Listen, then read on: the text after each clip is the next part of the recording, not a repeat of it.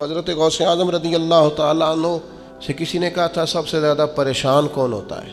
اور اس کی حضور بدگمان آدمی زیادہ پریشان ہوتا ہے، جس کا گمان برا ہو جاتا ہے نا، برا سوچتا ہے، وہ سب سے پریشان ہوتا ہے۔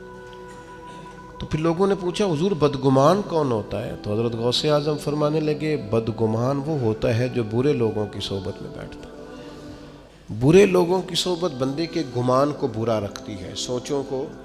اچھے لوگوں کے پاس بیٹھیں گے سوچیں مثبت ہوں گی، اچھی ہوں گی۔ پھر حضرت غوث اعظم رضی اللہ تعالیٰ عنہ سے لوگوں نے پوچھا حضور عالم کون ہوتا ہے؟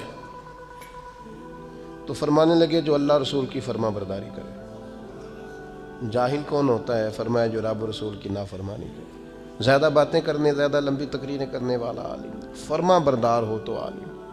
پھر حضرت غوث اعظم رضی اللہ تعالیٰ عنہ سے کسی نے کہا حضور تنگ دستی کس بندے پر آتی ہے؟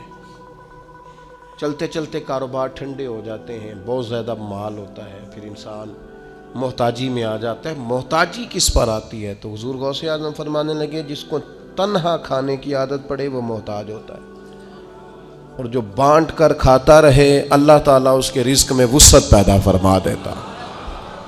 حضرت غوث اعظم رضی اللہ تعالیٰ عنہ سے بہت سارے لوگ آ کے مسئلہ پوچھتے تھے اللہ کیسے راضی ہوگا؟ تو حضور غوث اعظم فرمانے لگے میں نے 50 سال پڑھایا ہے،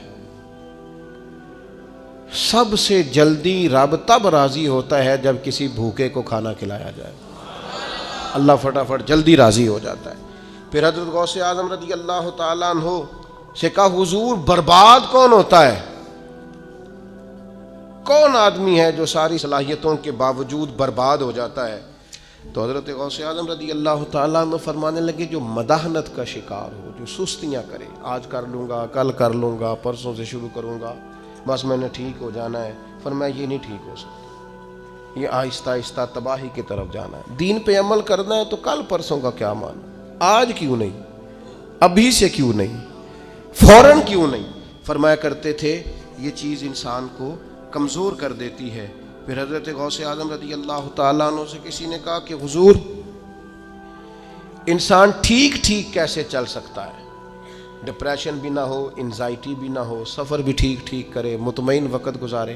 یہ میں اپنے لفظوں میں کہہ رہا ہوں آج کی بیماریوں کا جو لوگوں پر غلبہ ہے۔ حضور کوئی پریشانی نہ ہو، بندہ صحیح چلے، کیا کیسے ہو سکتا ہے؟